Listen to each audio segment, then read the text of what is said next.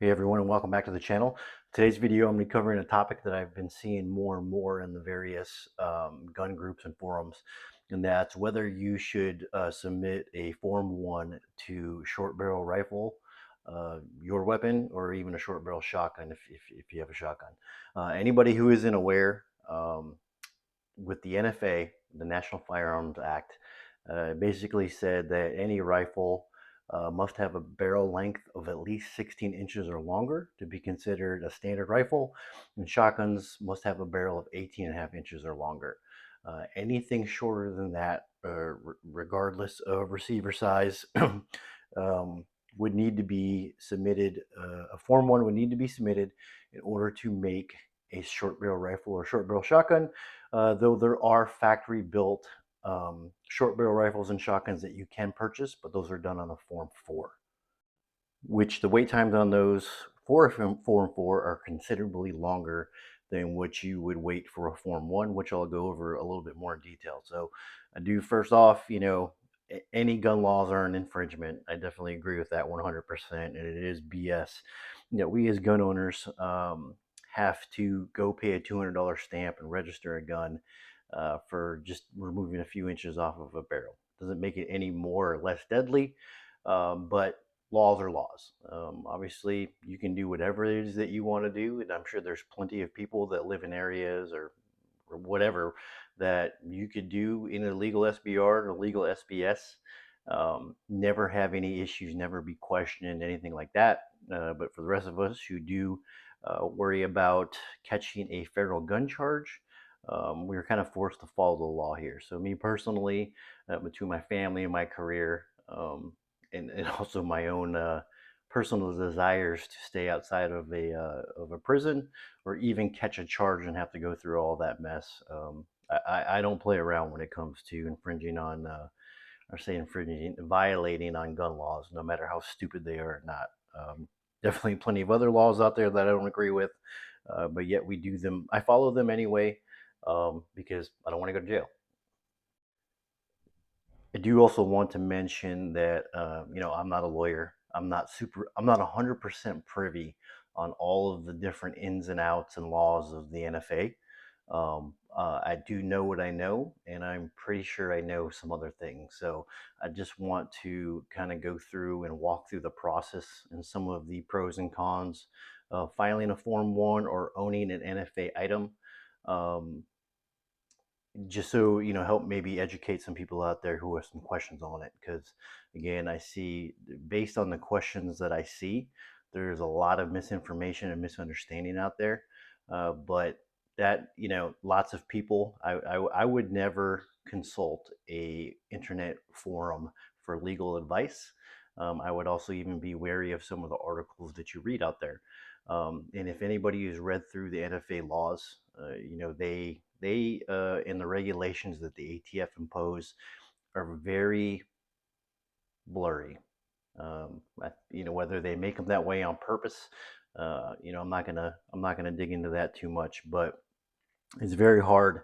Tons of misinformation out there and maybe misunderstanding. So hopefully this can clear that up for some of you people out there. All right, so now that that's out of the way, let's go ahead and get into the meat of the video. So I know last year we went through the whole pistol brace ruling. For years and years and years, the way that gun owners got away from having a rifle that with a barrel shorter than 16 inches or a shotgun with a barrel shorter than 18.5 inches was to use a pistol brace. Um, Pistol braces, they evolved, going from the super blocky, ugly looking thing to looking really more and operating more like stocks, giving you the adjustability to telescope it for different lengths of pole, etc. But the brace ban that we faced last year, possibly faced last year, was really put that in question. So as of today, as of December 29th, 2023, the pistol brace was knocked down, but I'm sure the ATF and our current government is not going to let that one sit for too long. We'll try to find another way. So not about pistol braces, but just know that if you have any rifle with a barrel shorter than 16 inches or a shotgun with a barrel shorter than 18.5 inches, if you want to legally configure that with having a rifle stock on it, you need to file a Form 1. A Form 1 is the form, and there's many of them out there, is what you need to fill out to manufacture a short barrel rifle or a short barrel shotgun. There's a paper and then there's electronic. Uh, Paper forms are obviously just like they sound. You have the paperwork, you're going to fill it all out, you're going to submit it. All Form 1s do require a $200 tax stamp. And e-forms, which you can do all electronically online and submit them. Same thing, requires a $200 tax. Now there is online, I don't know if you want to call them retailers that can do the eForm 1 for you, such as Silencer Shop. I'm not sure if that's something that they always offered and just gained a lot of popularity when the pistol brace popped up, or if it's something they just started doing then. But they would do it for you. You could use their website, you could use their kiosks to take your passport style photo along with your fingerprints, and then submit everything. And I believe they charge $50. So you're gonna have to pay the $200 tax stamp, and you're gonna have to pay an additional $50 to Silencer Shop to process your eForm 1. I have never used that. I have used Silencer Shop to buy suppressors in the past. Have used their kiosk. It is super convenient, but doing an eForm 1 yourself is super, super simple. I did my first one about a year and a half ago. My Mark 18 was my first one that I submitted. Say first up, you need to decide if you want to file as an individual or as a trust. If you want to do an individual, there's nothing you need to do other than go create your account on the ATF website. Creating a trust does require a little bit of legal paperwork. Plenty of places online where you can go do that. What are some of the benefits or pros and cons of each? Well, as an individual, again, there's no added cost, nothing extra you need to do. If you do a trust, you can have multiple people in that trust. So family members, spouses, children, whatever it may be, because once you do have an NFA item, so whether it be a silencer or suppressor, you technically and legally are the only person who's allowed to have that in your possession. Now, that doesn't mean that when you're at the range, you can't let somebody else shoot your NFA item. I do want to say that last year there was some talk about them cracking, the ATF cracking down on that was some type of rule where, unless you're in a trust, you couldn't even touch somebody else's NFA item, and that one was knocked down. But what you absolutely cannot do is once you have an NFA item, if you registered as an individual, or if you don't have somebody included on your trust, let me backtrack a minute. If you register as an individual, you cannot go borrow that NFA item out to anybody else. When I say it needs to be on your person or in your possession all the time, it doesn't mean it's carrying you with you as you travel everywhere you go. And I'm going to touch a little bit deeper on that in a minute. You just can't loan it out. So both these guns here, I have my IWI Galil Ace Gen 2 with a 13-inch barrel, and I've got my Mossberg Shockwave short barrel shotgun. I can't go borrow these out. So if I had a friend, a family member, whoever it may be, said, "Hey, let me borrow your Galil, I'd like to take it to the range," I cannot legally do that. If you have a trust, you can include as many people as you want into the trust. I'm not going to dig too much into them because I don't have one. I'm not super familiar with the process. But as long as you have included people on your trust, so let's just say you, your wife, and your 3 kids, everybody who's in that trust can use that NFA item at their disposal, but they have to be included in that trust. Anybody who's not, same story as an individual, you just can't go loan those guns out to them, silencers, whatever it may be. So that's going to be the first step towards submitting your Form 1. Once you decide on what you're going to go with, and me, I've done individual. I think I've done 5 of them total. Every single one of them I've done myself, and what I've done is I followed the National Gun Trust 2023 eForm 1 individual walkthrough. Saw it on YouTube. I watched the video a few times to get familiar with the process, and then once I committed to going ahead and submitting my first form, and I do it on every form since I don't do it on a regular basis. I go step by step on my eForms account on the ATF website, and pause the video, do a step, watch the next step, and so on until the form is complete. So again, deciding on whether you're going to file individual or through a trust or through a corporation, you're going to go on, you need to register your account on the Eform's website. And as I mentioned, me using the National Gun Trust um, walkthrough video, I highly recommend you follow the same steps that I did. You know, watch it a few times to get familiarity, and then just do it step by step. It is really super simple. Overall, it takes about 20 minutes. So I do want to talk about a couple key points and things that you should be aware of when you go file your eForm 1. Uh, Obviously key is making sure that you follow it step by step. If you miss any of the information, if you get any of the information wrong, you are likely to get rejected. Now if your form 1 does get rejected for any reason whatsoever, you don't lose your $200. They will refund that back to you. It's not like it's going to go back in overnight. It can take up to several weeks, maybe just a couple days, but you will get it back. It's not money that's just lost. You want to make sure that you have the correct information for your firearm. You know, they're going to ask for a couple key things. You're going to have to submit a passport style photo of yourself. Now, that's something that you can just do yourself, but there is criteria that have to be met.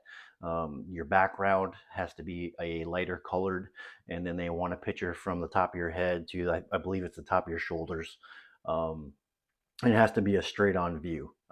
I've done mine myself. The ones, heck, when I did my Form Force for my suppressor and use Silencer Shop, you know, you download their app, they tell you to take your picture. You just take it yourself. I've taken other pictures for my Form 1s that I've submitted myself. It has never been a problem. Just to make sure, because I have seen in forums where people got rejected because they cut off like the top of their head. So make sure you get your whole head and then down to your shoulders and it's straight on, and that you are facing a lighter colored background. They do on the website, the ATF eForms website, they'll tell you the criteria that you need for an acceptable photo. Another thing that you need to be absolute sure of is that you get your model number right. So for an example here, you know, technically I look at this and I see, you know, this is the Daniel Defense Mark 18. Started life off as a pistol before I SBR'd it under a Form 1. So when you go to put in your model number, and you know, there'll be drop down menus, and there'll also be boxes that you have to fill out that you just populate. Um, this, if I submitted this under a Daniel Defense Mark 18, it would get rejected because, as you can see here, the model is actually a DDM4. So make sure you are absolute certain on your model number. And then also with serial numbers, you know, some serial numbers have letters that precede the numbers, such as mine here.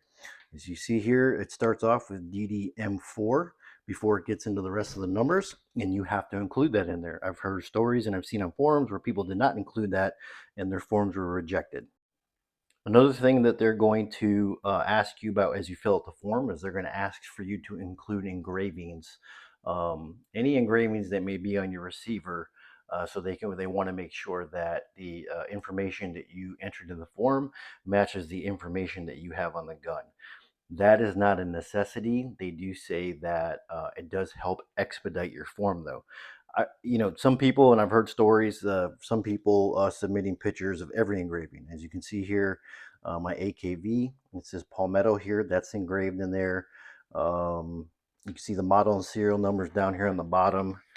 Um, Over here, it gives the information for, you know, where it was made.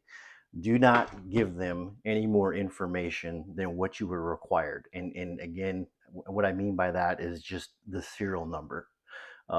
Don't send pictures of this. Don't send pictures of the engraving on the other side.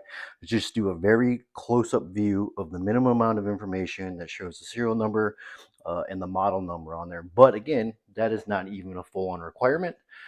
There was one of my 5 or 6 Form 1s that I submitted, and I don't remember which one it was for sure. I want to say it was the first one, my Mark 18. I missed that on the form where it said to submit a picture of it, and it still got approved. Um, Speaking of approval times, you know, there is no rhyme or reason. You could submit one Form 1, you could submit 10. You may get them all approved at one time. You may get half of them approved, a fraction of them approved, or you may all get them, you know, singularly. There's no explanation to how the ATF approves it. Um, Between all of my SBRs and SBS, my very first one, it took me six days after they received my fingerprints, in order for it to get approved. It was super quick. And then I have had others that went up to 52 and 53 days. I think there was two of them. But on average, it was around 30, 32 days. If you look on the ATF website right now and their current wait times, I think they say that Eform ones are like 68 days or something like that. But if you go look at Silencer Shop's website, they'll tell you something different. There is no guaranteed time frame. Again, my experience anywhere from 6 to 52, with the average of them being around 30 days. So not a terrible wait. But I will say for that wait time, diving in now, if you buy a factory SBR, um, Form ones are a lot faster than buying a factory SBR. I highly recommend that if you want to do an SBR, that right off the get go, that you just buy a pistol and then you do a Form one and convert it and add a stock to it later. The reason I say that is because when you buy a factory SBR, they have manufactured it. Whoever, let's say Daniel LaFance, you buy a Mark 18 SBR. You're going to have the same wait time as buying a suppressor. It could be about 275, I think 175, 275 days, something like that. My two cans that I got earlier this year, that they were finally approved, they were like 9 months to the day for each of them. So if you don't want to wait that long, definitely do a Form 1. So I remember when I bought my first suppressor, um, probably 12 years ago now, was my Yankee Hill Machine 22 suppressor, the YHM Mite, I believe it was. At that time, you were required to get if you didn't have a trust, you were required to get your local law enforcement to sign off an approval once you submitted the form. That changed some time ago. You don't have to get their approval now. That may be different depending on where you live, but the state that I live in, it's not a requirement. You are required to just notify them. Lots of questions on how that's done. Do you do it in person? Do you mail them a letter? Do you send them an email? I know with my local sheriff, he is very supportive of 2A and what's worked for me. I checked the box, and all I did is once I submitted my Form 1, you are going to get an email back from the ATF, stating that your submission is now in progress. I just forward that email to my sheriff's email and let them know that here, sirs, by law, I'm required to let you know that I've submitted a Form 1 to create a short barrel rifle. Sometimes he responds back, sometimes he doesn't. When he does, it's usually some canned response saying thank you for reaching out. I will forward this information on to our local commander, something like that. Nothing ever gets done with it. I see on the forums other people will mail it to them. There's rumors that they send them directly to the circular file once they receive them at the sheriff's department, but all you got to do is inform them. And that's the route that I go. It does create an electronic paper trail. If I ever got questioned on did I go ahead and do that, I could just go into my sent email, and then pull up the email and show that I did send it to my local sheriff. And now fingerprints. So whenever you do submit for an NFA item, you are also required to submit fingerprints. And until just recently, last year, maybe the year before, paper cards were the only option that you had. So basically what happened is once you filled out your form and they send you the email back, they also send you a cover sheet, or they call it a cover sheet, that basically has a barcode, I guess, that the ATF scans to pull up your Form 1. And then you also had to send two fingerprint cards. Now you can do them electronically, and you can get them in a EFT file. I have not used that personally myself. Um, Depending on where you go, I want to say that the average to have somebody or a place do your electronic fingerprints and then give you the file, it's like $60 or $70 or so. By the time they started doing that one, I was really kind of at the end of where I thought I was going to be doing more SBRs. So it really wasn't worth the investment to me. So if you do if you do use your electronic fingerprints, you have that file, great. You would upload that, and you'll see in the forms they give you a place where you upload those. But if you're just doing paper cards, you have a couple different options. You can buy cards from several online retailers, including Amazon. They may come blank. You can buy them from nationalguntrust.com. Me personally, if you go to the ATS website, you can get the fingerprint cards for free. You navigate onto their website, find out where the forms are. You tell them what you're submitting them for, and you tell them how many cards that you want. I think at one point I asked for up to 10. but they actually send them very, very quickly, and it is free. One of the advantages of that is there is a box on the form on the fingerprint card that has the information of what office that it needs to go to. That's all pre-populated on there and pre-stamped, so you don't have to worry about putting in the wrong information. And again, that option's free. You can also do your own fingerprints. You can buy a fingerprint kit from Amazon, which is like an ink pad. If you want to buy the little holder that holds the card that separates each box, because you have to give your prints with, all four down and then the thumb, and then you have to do rolling fingerprints for each hand and all your fingers. I just will say, if you screw them up, you have a chance that your card's going to get rejected, or your submission is going to get rejected due to the fingerprint cards. I always just go to my local sheriff substation. You go there, they charge, I think it's $7 per card. I did go to another county's um, substation at one point. They didn't charge me anything, but they also didn't help me do my own fingerprints either. She basically just told me what to do, and then I went and inked my own fingers and rolled them and everything like that. So that one got approved too, so no problems there. So you may be able to save a little bit of money if you want to do them on your own. Or again, that's just what I do. Sheriff substation, get it done by a professional, pay my $7, and then I send them off. So I do highly recommend, because one of the things is, once you submit your form, you only have 10 business days to get your fingerprints with the cover sheet to the ATF office, or your application can be rejected. Now, I've heard some stories of people saying that they didn't get there after the 10-day mark and they still got approved. I don't take that chance. So what I really recommend that you do is you wait to submit your form. You can go ahead and start it and save it in draft status, but do not submit your form until you are ready to send your fingerprints out. So for me, I don't work on Fridays, but I also don't have any availability to make it to a sheriff substation due to my work, typically Monday through Thursday. So when I go do a Form 1, um, I wait to do it on a Thursday night or a Friday morning, and then I already have my fingerprint cards in hand, so I've ordered those ahead of time. And then all I got to do is just run right to the sheriff's substation, get my prints rolled, print out my cover sheet, drop them in a priority mail envelope, flat envelope, and mail them off to the ATF. So, in order to minimize possibly getting your submission rejected due to that, that is my recommendation. Wait to submit until you're ready to submit your fingerprints. Obviously, again, if you have an EFT file and you've done electronically, that's going to be a non-issue for you. But for any of you paper card holders, definitely recommend going that route. And then again, like I mentioned, for shipping, the first one I did, I think I required a signature on it.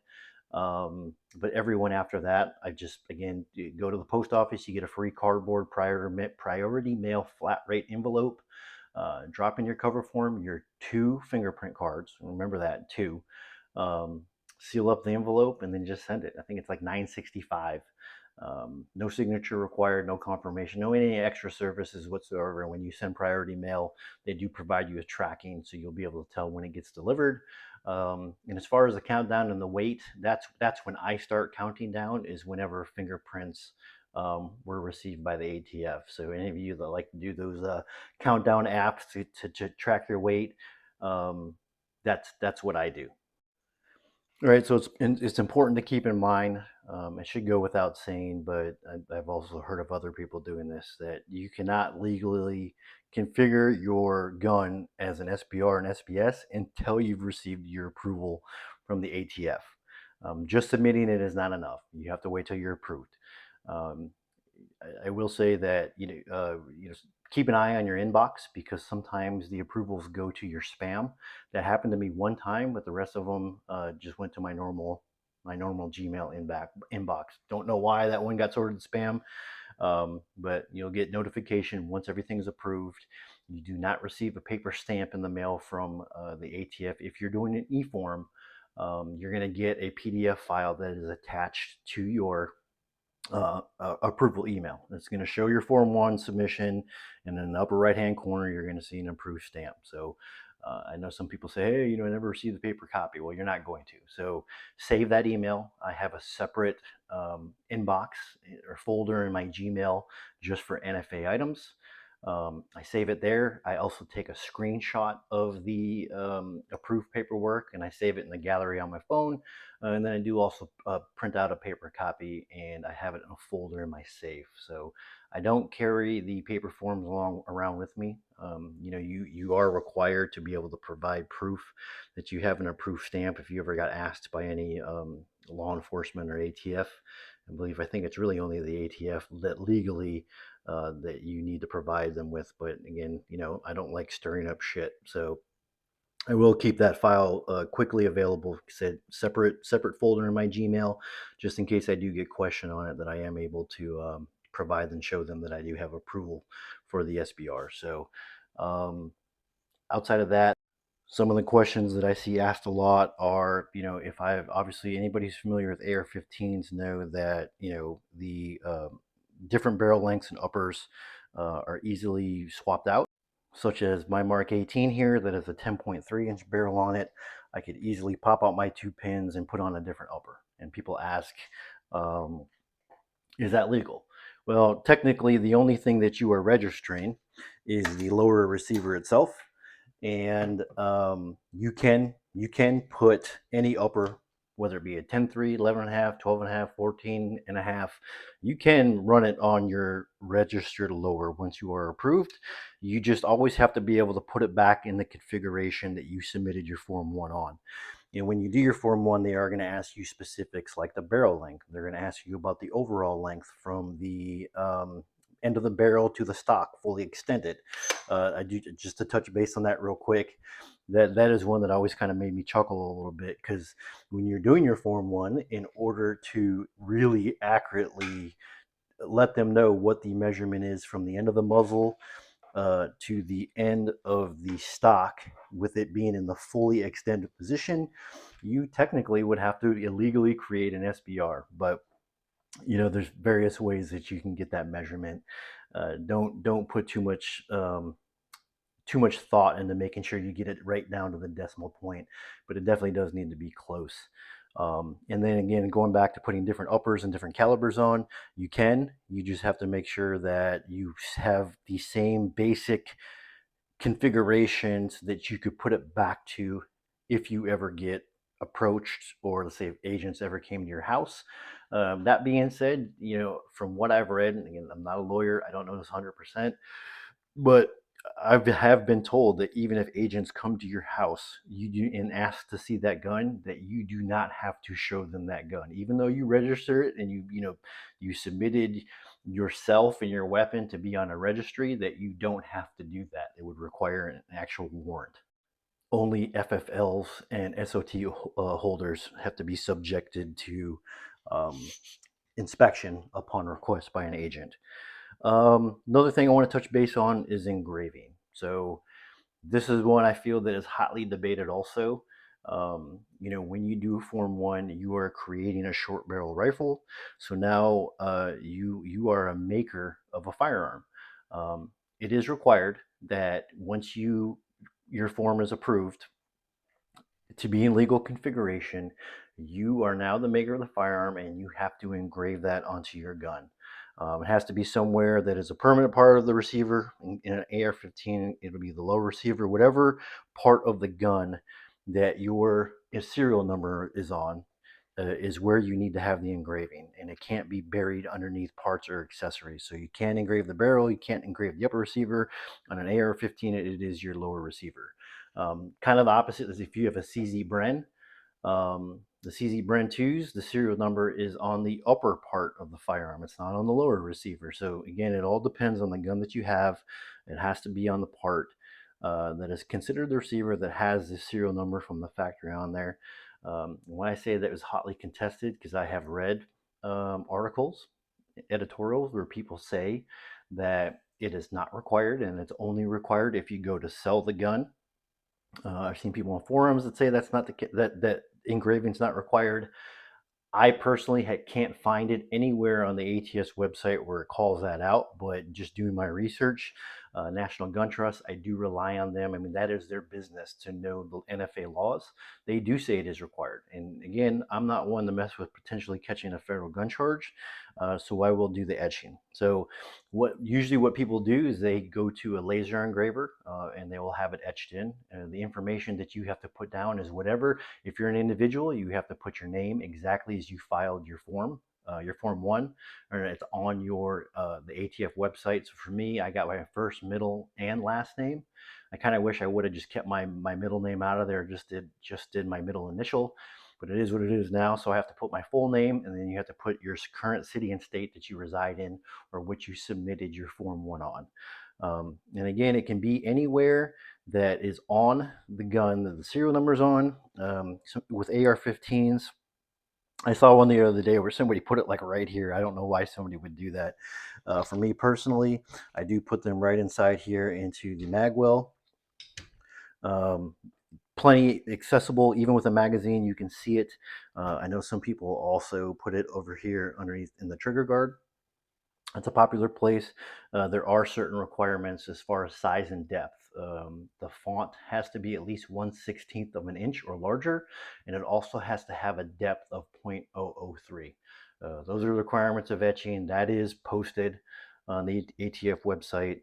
But I can tell you that some people also just take a etcher, a Vibra etcher, and just do it themselves. Not the prettiest, but hey, if that's what you want to do, and as long as you meet the requirements of that 1/16 or larger font and 003 deep, you're good to go. Etchings is having it laser engraved. I'm looking around. There's various places that charge various amounts of money, and the local place that I go to, which is in the next city up from me, they've done all of my etchings for me. They charge $60 a pop. So that's just something to keep in mind. If you do a Form 1, besides the $200 tax stamp you have to pay, there's going to be an additional cost that comes with having your SBR, SBS engraved after your form is approved. And just to give a little more information on that, if you do a Form 1 and you're looking for a place to engrave your gun, some places will not do it until you have your approved form in hand. I don't know why that is. I mean, if you own a firearm, why can't you just etch your name and city and state on there? But some places are weird like that. Fortunately for me, my local place is not like that. I can just take it in whenever. Typically, if I know I'm going to do Form 1, I've done it before. I've even submitted it. Some of them I've done afterwards, well into the wait as I'm waiting for the approval. I think the only one that you didn't even say screwing it up, but when I did my first one, I got it approved in 6 business days or 6 calendar days after prints were received. I wasn't expecting it to get approved that quickly, so I was kind of rushing to the engraver to get that done. I did see somewhere in one of the NFA wait time groups that they're like, I think just recently they changed it, and you have like up to 2 weeks, or maybe it's 2 months, to get it engraved after after you get your Form 1 approved. But again, that's kind of hearsay. I don't have any legal, I can't provide you proof of that in black and white. Now, I'd like to cover some of the hangups or some of the things I see and read about in the forums, the reasons why people won't go through and do a Form 1. It does come with restrictions. Obviously, now, yes, now you're registered. I have suppressors. I have a security clearance. All my information is already well known by the government. I like my guns to be in the configuration that I want them to be. I want to be able to add buttstocks. I want to be able to add vertical foregrips if I want. That's just me personally. But I will say that one thing that I did get concerned about during the pistol brace ruling that they were talking about last year. There was at one point the ATF had mentioned that imported pistols uh, would not be approved. They went ahead and changed the rules, and I don't remember the exact ins and outs, but at the end of the day, they were basically saying that anything that wasn't made in America and that was imported from another country would not be eligible, and they would consider them to be, they wouldn't approve them. And I think the talk was that they would be illegal basically. Well, my Galil Ace was manufactured in Israel, imported here, and I already had it SBR'd before the whole pistol brace came about. So I did get a little bit of a scare there that now they would consider imported guns that had been SBR'd uh, illegal. So that would be an easy pick for the ATF. They have all my information. They know exactly what I have. Would they come to my house and confiscate my gun if they decided to make it illegal? And no matter how much that infringes on everything, um, they they they could. They ended up turning that around and kind of backtracking that one and saying that they would be allowed. Um, but just something to keep in mind. You can maybe even apply that to, let's just say the government changed your mind and said the NFA is completely everything on the NFA now they're going to confiscate, and anything that has a barrel length shorter than 16 inches on a rifle, 18 and a half on a shotgun, we're all going to be illegal no matter what, even though the NFA has been around since 1968, and probably millions of guns have been submitted. Um, but it's the government. You never know what they're going to do. So now they have a list and they know what you have. So there's one of the drawbacks. Interstate travel, that is another one of the drawbacks or things that I hear and see on the forums. It's really not that hard to get around interstate travel. Um, though, if you live in North Carolina, and you have an NFA item, you have an SBR and SBS, you cannot leave the state of North Carolina without telling the ATF that you're going to do so. If you move to another state, you are required to tell the ATF that you're moving to another state. And what that's done on is on a form 5320-20. Um, when you want to leave the state, go to your neighboring state. You just tell you get this form. You can download it. You can fill it all in by hand, or you can fill it in digitally. Though you do have to wet sign it with your signature. But you can submit up to 3 NFA items per form. They give you 3 different boxes with the serial numbers. You have to give them an address of where you're going to go and the reason why. And it can be something just as simple as going to a family member's house that has a gun range. Um, Something that I did not know until just recently. I was under the impression that if you gave them your uncle's address in Georgia, that you were free to travel anywhere in Georgia. According to National Gun Trust, and again, I do rely on them to be a reliable source due to that is their business. They state on their FAQs that if you're doing interstate travel, you have to submit a 5320-20 for every location outside of your home state. Was not aware of that one.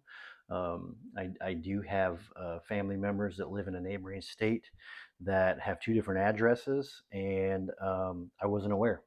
Fortunately for me, I haven't traveled to outside of the places that I had already submitted 5320-20s on. Um, but it's not hard. It's free. Like I mentioned, you could submit up to 3 weapons at one time on one form. And in the period, you can range for it's good for a whole year. So basically, every new year, if you just take all or any ones that you want to interstate travel with, if you submit those to the ATF, it can cover you from January 1st to December 31st, or March 1st to whatever 12 months away is. So pretty easy. Again, it's all free. You download the form, you email it to an address at the ATF. I don't know it off the top of my head. You wait. I think mine came back in like 2 weeks.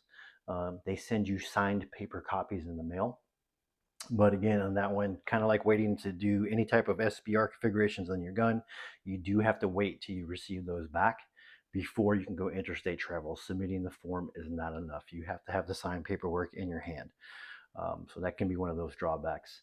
Um, Also, for interstate travel, according to National Gun Trust, one of the questions that I had at one point is, well, okay, what if you're doing interstate travel and you have to go to multiple states until you get to your final destination? According to them, you don't need to do a 5320-20 for every state you're going through, only your final destination state. However, one of the hangups on those is you also have to make sure that the state that you're going through even allows SBRs and SBSs, because if they don't, you can't legally go through those states. Now, is anybody ever going to check that? Is anybody ever going to know? Doubt it. But again, if you don't want to risk with playing around a federal firearms charge, those are the laws that you have to follow. So that about wraps up this video. Again, I'm not a lawyer. I don't know any of these things to be factually true, though some of them are. Definitely don't rely on this video alone, and especially any interweb forum out there. Get familiar with your federal laws, get familiar with your local laws, because they can change from state to state.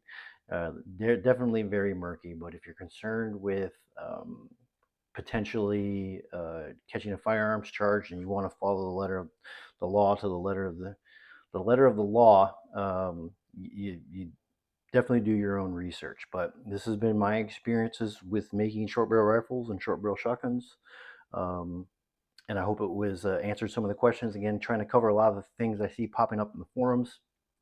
I will provide a link to the National Gun Trust walkthrough, Eform 1 walkthrough, in the description. And hopefully this helps you guys out. So thank you very much for the views, the feedback, and the subscriptions. And if you did like this video, please like and subscribe. It really helps with my the algorithm with YouTube. So thank you very much. See you in the next one.